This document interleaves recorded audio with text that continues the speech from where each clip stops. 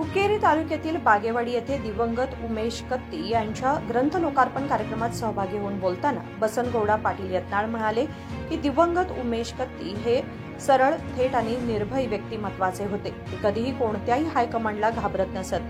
विधानसभेत काही आमदार विकासाबाबत चर्चा करण्याऐवजी वेळ घालवण्यासाठी केवळ गप्पा मारण्यात व्यस्त असतात, पण उमेश कत्ती मात्र नेहमी विकासाबाबत आवाज उठवत असत, असे ते म्हणाले. ಯಾವ ರೀತಿಗೆ ಉಮೇಶ್ ಕತ್ತಿ ಅವರನ್ನು ಹೇಳಿದ್ದಾರೆ. ನೇರ, ದಿಟ್ಟ, ನಿರಂತರ. ಉಮೇಶ್ ಕತ್ತಿ ಅವರಂದ್ರೆ ಯಾರಿಗೂ ಅನ್ಸುತ್ತಿಲ್ಲ. ಏನು ಹೇಳಬೇಕಾಗಿ ನೇರವಾಗಿ ಹೇಳ್ತಿದ್ರು. ಯಾರು ಹೈಕಮಾಂಡ್ ವಾರ್ನಿಂಗ್ ಮಾಡೋದು ಗೊತ್ತಿರಲಿಲ್ಲ, ಯಾರೇ ಗೊತ್ತಿರಲಿಲ್ಲ. ಇವತ್ತು ಬಹಳಷ್ಟು ಚರ್ಚೆ ಆಗೋದ್ರಿಂದ ಉತ್ತರ ಕರ್ನಾಟಕ ಹಿಂದೆ ಉಳಿದದ.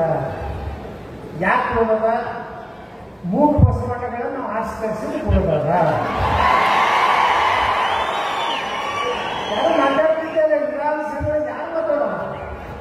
ಮೊದಲೆಲ್ಲ ಹೋದ ಸುಳ್ಳು ಕುಟುಂಬರು ಕೆಲವು ಮಂದಿ ಹೇಳಬಾರ್ದು, ಕೆಲವು ಮಂದಿ ಬರೀ ಇಸ್ಪೆಟ್ ಆಡ್ಕೊಂಡು ಮ್ಯಾಗ ಯಾವ ಊರಿಗೆ ರೋಡ್ ಮಾಡಬಾರ್ದು. ರೋಡ್ ಮಾಡ್ತಾರೆ, ಅವರು ತಾಲೂಕಾಗ ಬರ್ತಾರೆ, ತಾಲೂಕಾದಿಂದ ಬೆಳಗಾವಿ ಬರ್ತಾರೆ, ಬೆಳಗಾವಿಯಿಂದ ಬೆಂಗಳೂರು ಬರ್ತಾರೆ, ವಿಚಾರ ಆಗ್ತಾರಂತೆ. ಕೆಲವೊಂದು ಮಂದಿ ರಾಜಕಾರಣಿಗಳು ತಲೆಯಾಗಿ ಉತ್ತರ ಕರ್ನಾಟಕಕ್ಕೆ ಈಗ ಅವ್ರನ್ನ ನಾವು ಟೀಕೆ ಮಾಡೋದಾಗ ಆಗ್ತಿಲ್ಲ. ಆ ಕಡೆ ಮೈಸೂರು ಭಾಗದನ್ನ ನಾವು ಟೀಕೆ, ನಾವು ಉಮೇಶ್ ಕತ್ತಿ ಅವರಂತವ್ರು ಒಂದು 10 ಮಂದಿ ಯಾವಾಗ ವಿಧಾನಸಭೆಗೆ ಗೆದ್ದಿದ್ರೆ ಉತ್ತರ ಕರ್ನಾಟಕ ಎಂದು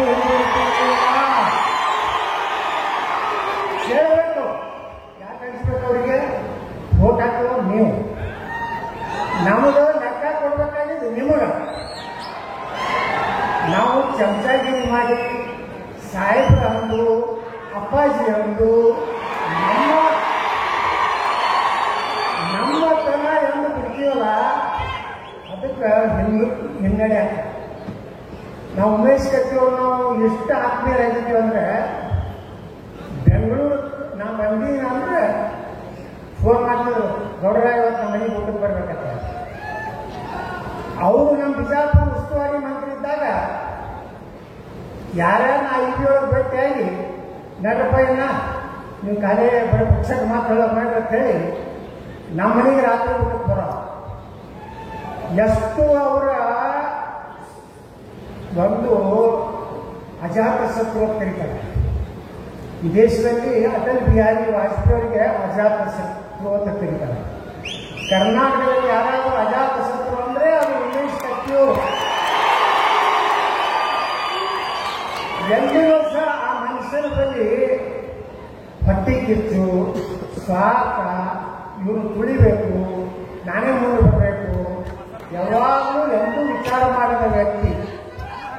ಅವ್ರು ಹೇಳ್ತಿದ್ರು, ನೋಡ್ರ ನಾನು ನಿಮ್ದು ಅರ್ಥ ಲೆಕ್ಕ ಐತಿ, ನಾನು ಬಂದು ಅಂತ ಹೇಳ್ತಿದ್ರು. ಯಾವಾಗ ನಿಮ್ದು ಅರ್ಥ ಲೆಕ್ಕ ಐತಿ, ಅದಕ್ಕೆ ಹಿಂಗೆ ಅಂದ್ರೆ ಉಮೇಶ್ ಕತ್ತಿ ಅವ್ರನ್ನ ನಾನು ಬಹಳ ಸಮೀಪದಿಂದ ಕೊನೆ एबी पाटील यांच्यासोबत जाण्याबद्दल सांगितले की मी लगेच एबी पाटील यांना फोन करून या विषयावर चर्चा केली होती, पण फक्त 15 दिवसातच उमेश कत्ती आपल्यातून निघून गेले असे सांगून त्यांनी दुःख व्यक्त केले.